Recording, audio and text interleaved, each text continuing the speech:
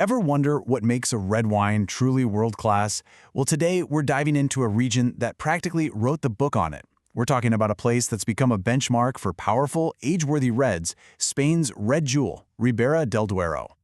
You know, for decades, this place has been celebrated for reds that are, on one hand, just incredibly powerful, but on the other, so surprisingly elegant.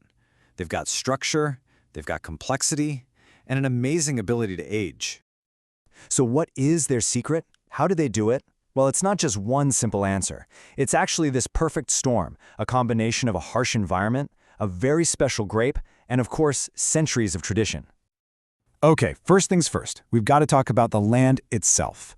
The magic of Ribera del Duero is really born from this incredibly harsh, challenging environment.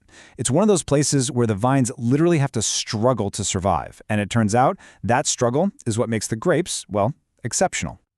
And a huge piece of that puzzle is altitude. I mean, just look at this number, 800 meters. That's the average height of the vineyards. They're way up there on this high plateau, and that elevation is absolutely critical. It creates a set of growing conditions you just don't find many other places. So what does that high altitude actually do? It creates this wild daily temperature swing. You've got these blazing hot sunny days that just bake the grapes, building up all those deep, ripe fruit flavors and sugars. But then the sun goes down and the temperature just plummets. And that cold night, that's the secret weapon. It slams the brakes on the ripening and locks in all the natural acidity. That's what gives the wine its freshness, its backbone, its structure. It's this beautiful dance between power and balance. And running right through this land of extremes, you've got the Duero River. Now, this isn't just a river.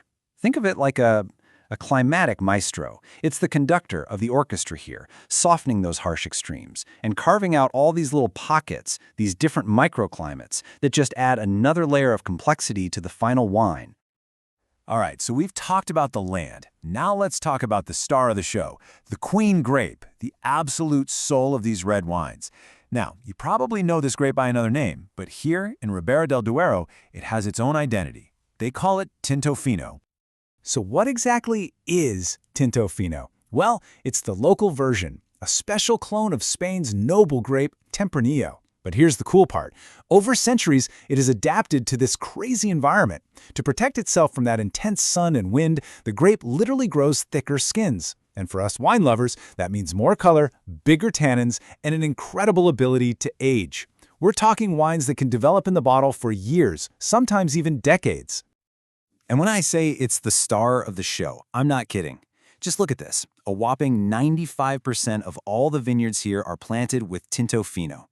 95%. Sure, you'll find a little Cabernet Sauvignon or Merlot sprinkled in, but make no mistake about it, Ribera del Duero is the kingdom of Tinto Fino.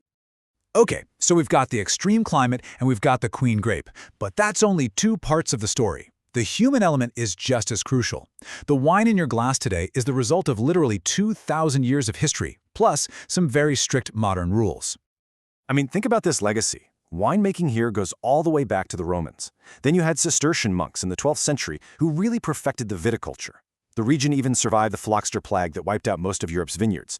But the modern story, the one that put it on the world stage, really kicks off in 1982. That's the year the Denominación de Origen, the DO, was officially established. And that changed everything. So what's a DOC? In simple terms, think of it like a legal guarantee of quality. It's a seal of approval that says, hey, the wine in this bottle is the real deal. It comes from this specific place, and it was made following a strict rule book. Everything from the grapes they can use to how long it has to be aged.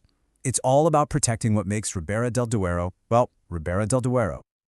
And a huge part of that rule book is about aging. This is where things get really interesting. You'll see these terms on the bottle. A crianza has to be aged for at least 2 years, with a minimum of 1 year in an oak barrel. Step up to a reserva, and you're looking at 3 years total aging. And then there's the big one, Grand Reserva. We're talking a full 5 years of aging, with at least 2 of those spent in oak. All that time is what builds those incredible layers of complexity. All right, so we've been through the extreme climate, the special grape, the history, the rules, but what does it all mean when you finally pour a glass? What does it actually taste like? Let's get into it. Typically, you're going to get this powerful core of dark fruits. Think black cherry, blackberry, rich plum. There's often a bit of spice, like black pepper or clove. Then, from the time in oak barrels, you start getting these gorgeous notes of vanilla, maybe some tobacco.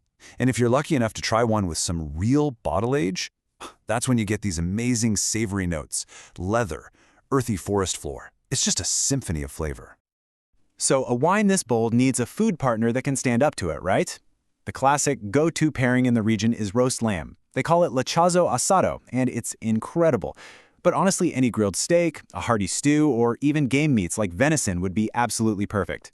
And of course, you can't go wrong with some amazing cured Spanish cheeses like a sharp manchego. The wine just cuts right through the richness. And that brings us to a final thought about the future. Ribera del Duero is a region that was literally forged by an extreme climate and ancient traditions. But now it's facing massive new challenges, especially with our changing climate. So it's left with this big question. To move forward, does it lean more on the ancient traditions that made it famous, or on the modern innovation it might need to survive? It's a fascinating balancing act, and definitely something to ponder the next time you pour a glass. Thanks for diving in with me.